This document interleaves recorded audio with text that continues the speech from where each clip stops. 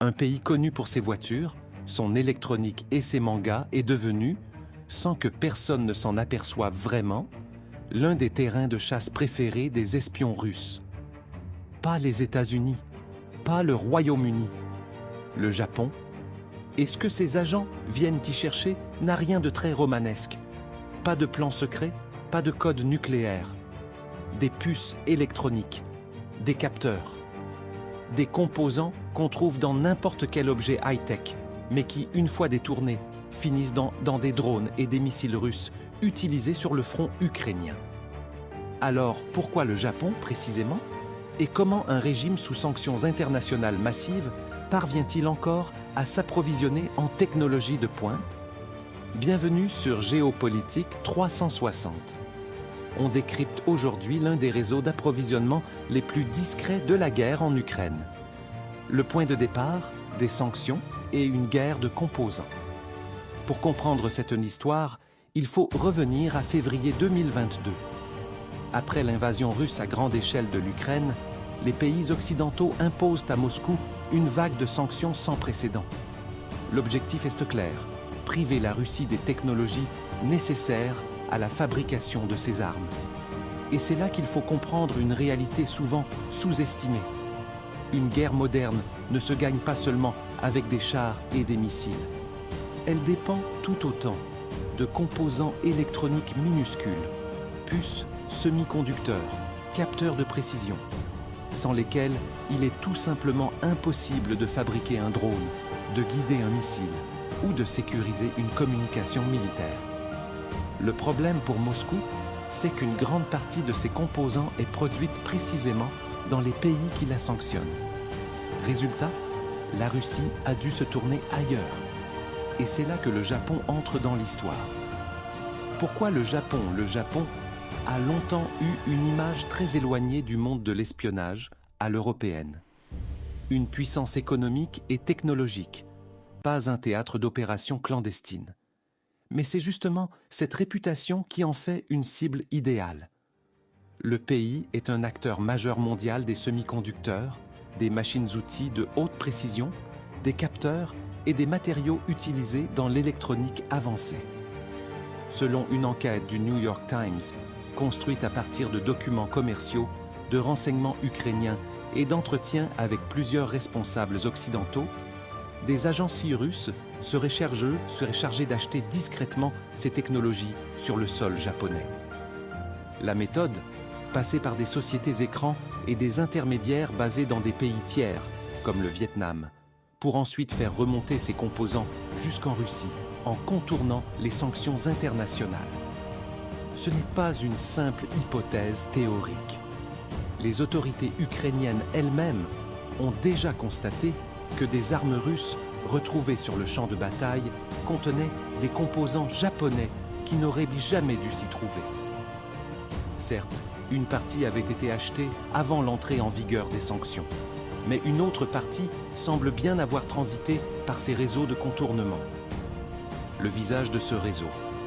Toujours selon cette enquête, une unité du renseignement militaire russe, le GRU, serait particulièrement active au Japon. Sa mission ne se limiterait pas à de l'espionnage classique, identifier des fournisseurs, recruter des intermédiaires, organiser des chaînes d'approvisionnement clandestines. L'enquête cite notamment un vétéran du GRU, Maxim Vladimirovitch Filchenkov, présenté comme l'un des superviseurs de ces réseaux d'acquisition de technologies sensibles. Et c'est important de bien préciser une chose. On n'est pas ici dans un scénario de film d'espionnage avec valises secrètes et rendez-vous nocturnes. C'est un système autrement plus discret. La Russie ne vole généralement pas ces technologies. Elle les achète en dissimulant simplement leur destination finale derrière des sociétés écrans et des circuits commerciaux légaux en apparence. C'est précisément ce qui rend ce type de réseau si difficile à repérer et encore plus difficile à démanteler une fois identifié. Si cette enquête te montre à quel point la guerre en Ukraine se joue aussi loin du front, sur du commerce et du renseignement, alors cette chaîne est faite pour toi. Abonne-toi et active la cloche de notification, parce qu'on va continuer à décortiquer ce genre de mécanisme que personne ne prend le temps d'expliquer ailleurs. Et la suite de cette histoire est encore plus révélatrice. Un maillon faible identifié.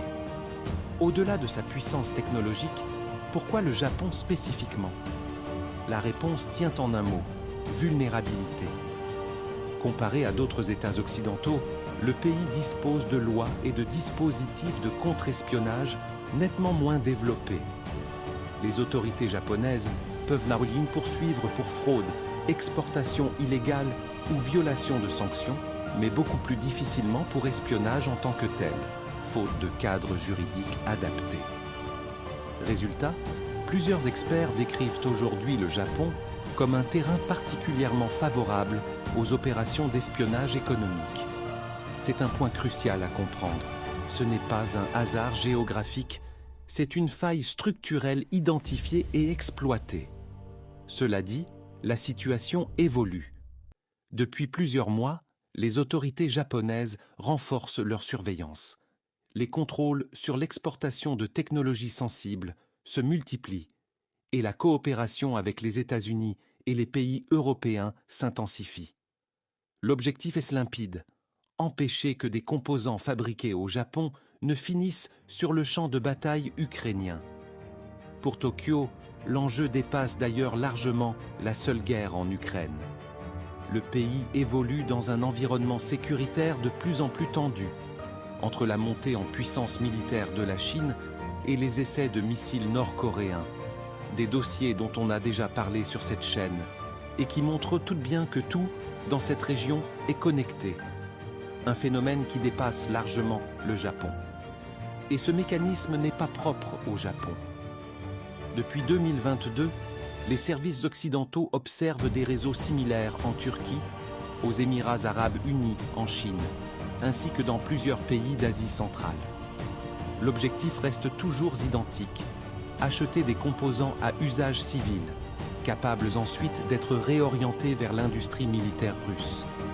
Autrement dit, ce qu'on vient de décrire pour le Japon n'est qu'une pièce d'un puzzle mondial bien plus vaste, une guerre économique et technologique silencieuse, qui se joue en parallèle du conflit militaire et qui explique en partie comment la Russie parvient encore, plus de 3 ans après le début des sanctions, à alimenter son effort de guerre. C'est tout pour cette analyse. Si tu veux comprendre les mécanismes cachés derrière les grands conflits internationaux, la suite se passe ici, sur Géopolitique 360. Dis-moi en commentaire, selon toi, ce type de réseau peut-il vraiment être démantelé ou les sanctions resteront-elles structurellement contournables? À très bientôt.